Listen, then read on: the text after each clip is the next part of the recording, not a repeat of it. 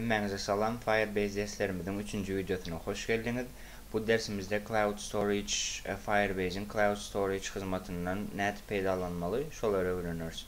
Cloud Storage näme diye atlap geçelim. Cloud Storage bu bir file datalarını saklamak için ulanyan bir Firebase'in bize veren bir hizmeti. File'larımızı netip şotayda koymalı, netip izine skaçar edip almalı, şoları Python kodların üstüne netip etmeli, şoları bu dersimizde öğreniriz. İlk bilen hemişeki alak konsolumuza varıp təzə bir proyekt öğrenelim. İsteseniz önkü proyektlerinizin içinde hem storage öğrenip onlardan paydalanıp bilirsiniz. Men yönü sizlerin proyekte köp praktik edip elinizin öğrenmesi için təzə proyekt öğreden her dersimde.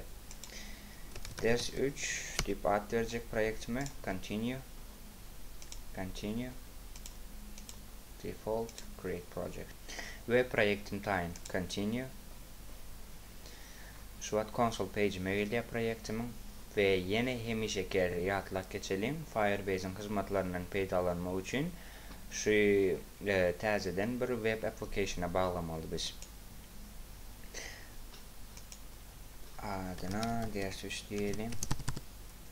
Register app ve SDK kodlarını yankı configuration datalarımızı application'ın şoları kopyalayıp hemişeki alıp Python file'ına yükleyeceğiz.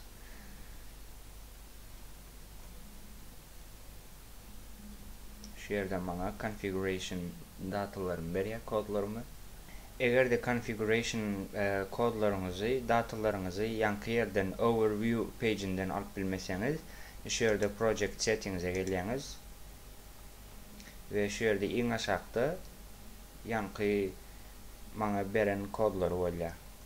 Yine şu yerde Firebase configuration kodlarım oluyor. Kopyalayan şuları. İlk bilen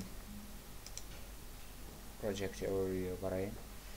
İlk bilen bugün ben ne edecektim? Bugün ben storage'den paydalanacaktım. Onun için storage açan şu yerde CapCutal'da storage bölümüne gelip ve get started. Next. Done.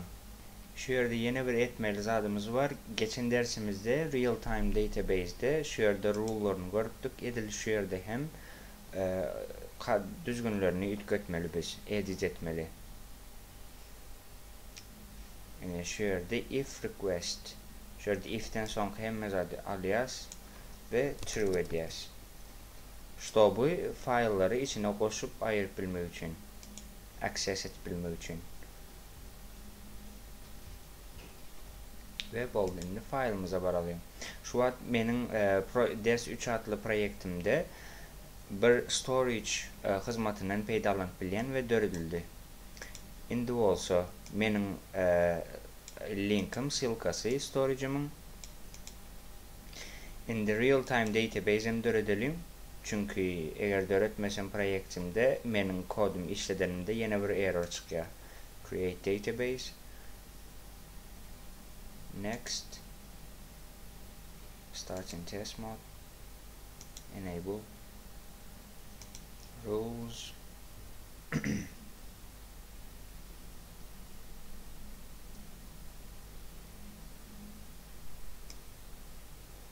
Ve true.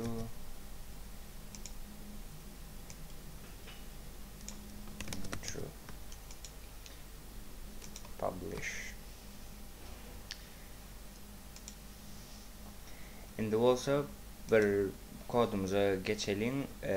VS kodumuza gelip bir Python file üretecek. Ders 3 adlı. Ve şu yerde geçen derslerimizin alıp library'imizi import edeceğiz. Sonra yankı kopyalan zadımızı start edeceğiz şu yere. Projektin settings'inden alıp gelen. Geçen dersimizin alıp belirlerim edil string formatta olmalı. Ve şu yere hemişeki alıp database URL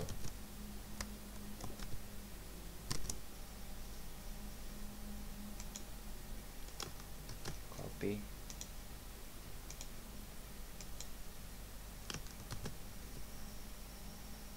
Inni olsa bir Firebase object'ini törüdyen Firebase dengdir Firebase nokot initialize app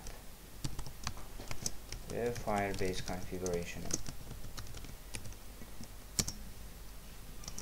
Indi bugün men näme haýsy hyzmatynyň peýdalanjakdym Firebase'in bugün storage'den. Yani storage diýen bir object türedýän ve Firebase objectimden storage. Indi bugün sizler bilen iki zat edýäs. Bugün biri puts file açmak ve download file'ları skaçar etmek.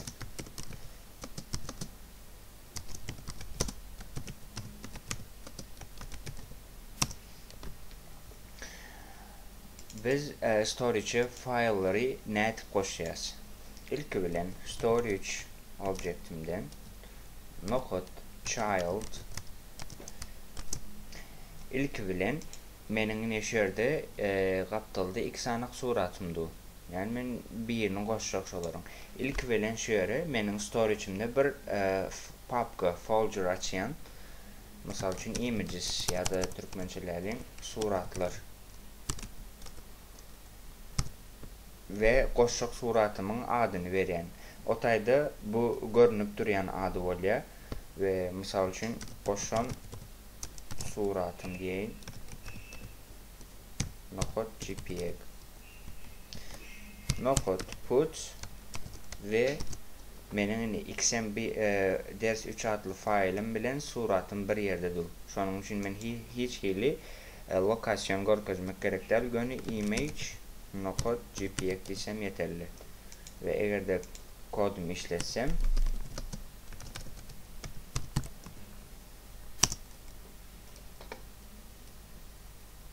eger maňa hiç hili error bermese diýmek ki meniň şu image JPEG suratym Firebase'de storage'a goýýar içine. Ve hiç hili error çykmady. Baryp görelim. Storage suratlar adlı papkam. Ine şu ýerde suratlar adlı bir papka döretjek diýdim ve şonuň içinde goşan suratym adly adyny özüm berýän ve goýjak suratym.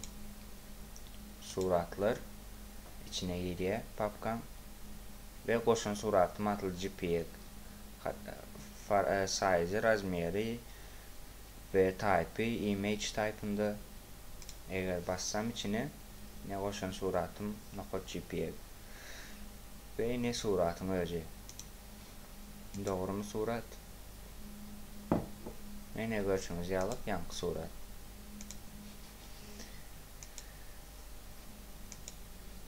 Ve birçe setirlik kodlar bilen şeýtleri storage'e suratlar goşup bilýäňiz.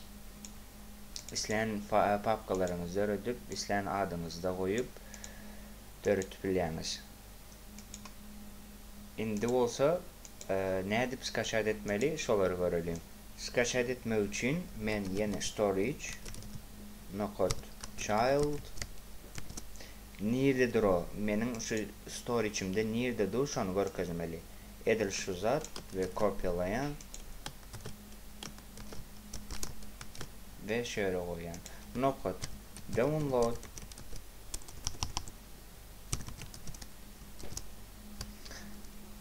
ve iki sanyk parametreler biri destination men şöyle goýjak diýen ve skaçat edende goýjak adym isleýän adym berip skaçat etip bilýän. Yani isleýän şekilde sahyryň etip bilýän.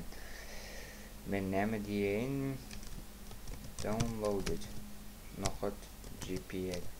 Şunu ilki bilen comment alalım ve kodumu işledeýin.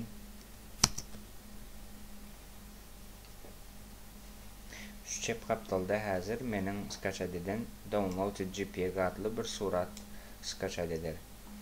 Mene görüşüňiz ýalyp downloaded JPEG meniň storage'imden skaçat etdi ve ýanky suratmy görelim. Edil özü ýanky surat. Bugünkü dersimizde meşelerekdi. Inniki dersimizde çylda hoş kalın.